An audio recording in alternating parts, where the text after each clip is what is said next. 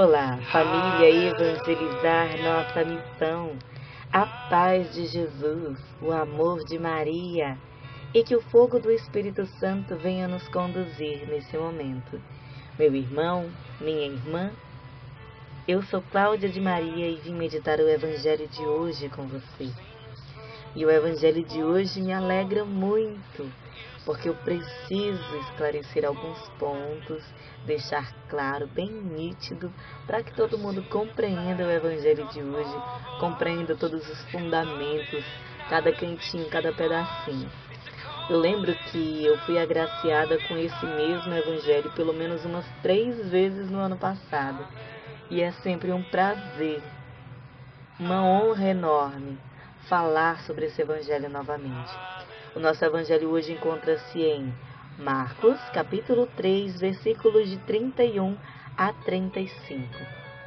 Que nesse momento possamos pedir o Espírito Santo de Deus que venha soprar sobre nós como um vento impetuoso que alcança todos os cantos mais escondidos da nossa alma, que atinge todo o nosso ser, penetrando o nosso ser com toda a sua santidade, com toda a sua grandiosidade, nos dando cada dia mais amor pelo Senhor, nos privando cada dia mais da nossa vontade e nos colocando cada dia mais à disposição do Senhor. Amém? Amém. O Senhor esteja conosco, Ele está no meio de nós. Está no reino também, né? Proclamação do Evangelho de Jesus Cristo segundo Marcos. Glória a vós, Senhor. Naquele tempo, chegaram a mãe de Jesus e seus irmãos. Eles ficaram do lado de fora e mandaram chamá-lo. Havia uma multidão sentada ao redor dele. E então lhe disseram: tua mãe e teus irmãos estão lá fora à tua procura. E ele respondeu: quem é minha mãe? Quem são os meus irmãos? E olhando para os que estão sentados ao redor, ele diz: aqui estão a minha mãe e meus irmãos.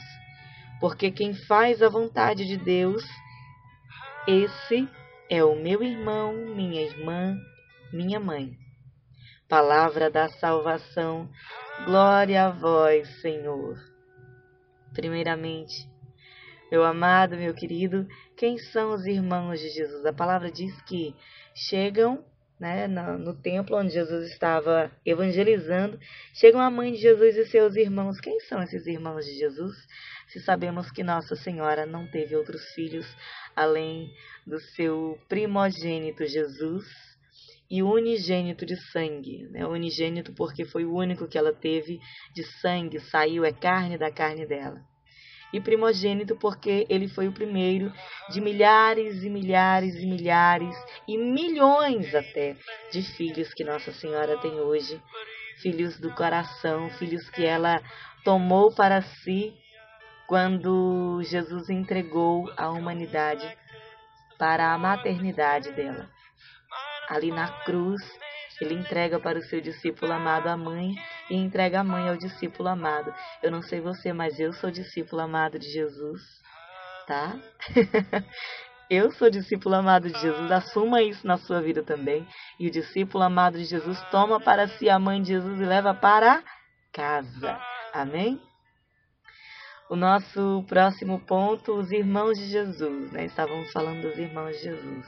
Naquela época não havia o termo irmão como laço consanguíneo.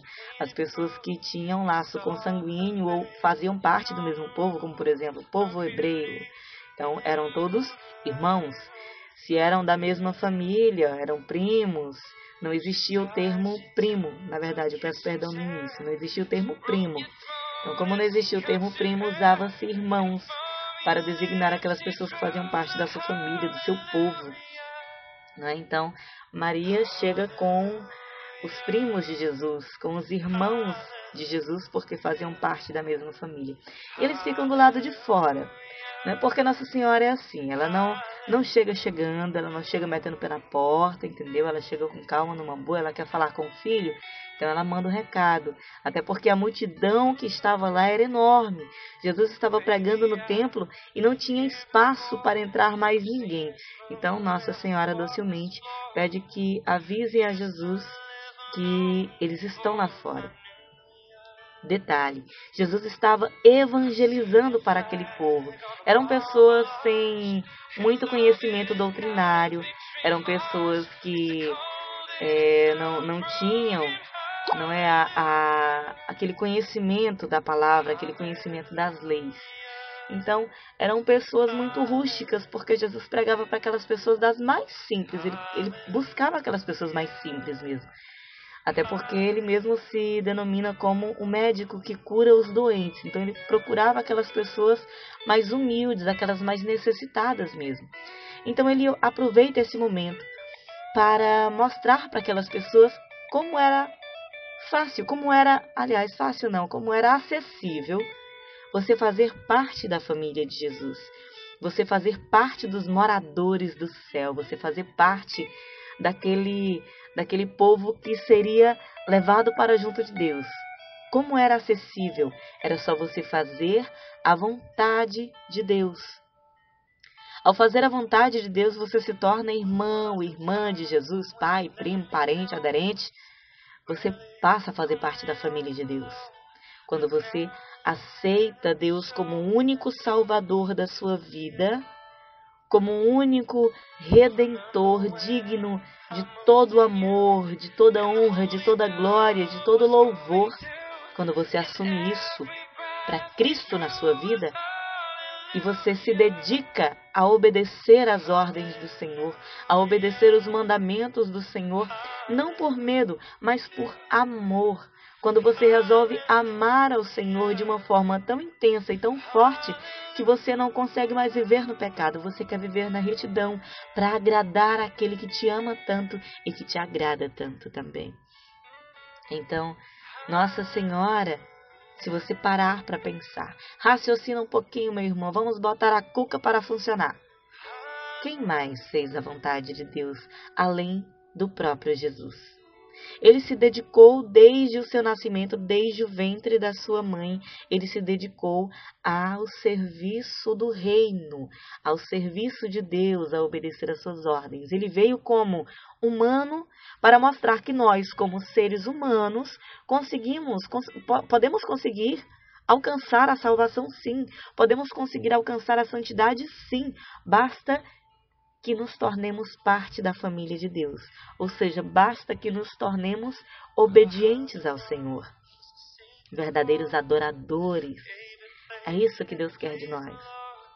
Então, Jesus foi ao extremo, foi desde o ventre. Ele já foi aquela sementinha colocada no ventre de Maria para esse fim. Já Nossa Senhora, ela também, desde o nascimento, foi isenta da culpa do pecado original. Sabe por que eu digo isso? Porque o santo não pode nascer de um pecador. Então, Nossa Senhora, quando recebeu Jesus no ventre, ela já era santa desde sempre.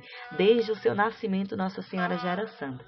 Então, na qualidade de santa e portadora do Filho de Deus, aquela que carregou no ventre o Filho de Deus e que correu riscos de vida, tanto nas mãos de Herodes, que andou correndo atrás de matar o filho dela e, consequentemente, se ela ainda estivesse gestante, matar ela, o que ele queria ela se livrar do Filho de Deus. Ela correu o risco de morte quando deu seu sim para Deus e correu o risco de ser apedrejada até a morte se o seu José, se o seu esposo não tivesse aceitado aquela criança. Aceitado se casar com ela, mesmo ela já estando gestante. Então Nossa Senhora, ela também foi extrema, ela também foi radical. Ela se entregou ao querer do Senhor a partir do momento daquele sim, porque santa ela já era. Serva do Senhor ela já era. Mas naquele momento, ela deu a sua vida por Cristo. Ela foi a primeira que deu a sua vida inteira, verdadeiramente por Cristo. Ela se entregou e se dedicou a Cristo de maneira que Ele na cruz, no auge da sua dor, ainda teve a docilidade e o amor. De tanto respeito que ele tinha por ela, ele teve a docilidade e o amor de dizer: mulher, eis aí o teu filho. Aceita essa humanidade como filho. Aceita esse humano como filho. E aceita todo aquele que te aceitar como mãe, aceita como filho também. E mulher, quando ele fala mulher, não é porque ela era uma mulher qualquer, mas não, era porque ela é a mulher. A mulher. Aquela da qual a descendência esmaga a cabeça da serpente. Ela é a mulher, ela não é qualquer uma. Entenda isso. Então aqui quando Jesus diz: quem é minha mãe e quem são os meus irmãos? Não pense você que ele está desdenhando de Maria, desdenhando da mãe dele, de forma nenhuma. Ele está se aproveitando daquela situação para evangelizar para aquele povo carente de conhecimento. Para aquele povo que não entenderia se ele falasse palavras mais robustas, palavras de forma mais eloquente. Eles precisavam ouvir coisas simples. E ele sempre falou coisas muito simples. Jesus sempre foi muito simples no seu falar. Ele falava de ovelhas perdidas. Ele falava de moedas perdidas. Para falar daqueles que estavam perdidos. Enfim, Jesus ele sempre foi muito humilde e simples. Então que nós possamos nesse momento pedir para nós a intercessão da Santa Mãe de Deus. Que ela interceda por nós, pela nossa casa, pela nossa família. Porque de família ela entende. De família ela entende porque ela foi mãe do Filho de Deus. Ela é mãe do Filho de Deus. Então de família ela entende. Ave Maria, cheia de graça, o Senhor é convosco. Bendita sois vós entre as mulheres e bendito é o fruto do vosso ventre, Jesus. Santa Maria, Mãezinha de Deus, rogai por nós, pecadores, agora e na hora de nossa morte. Amém.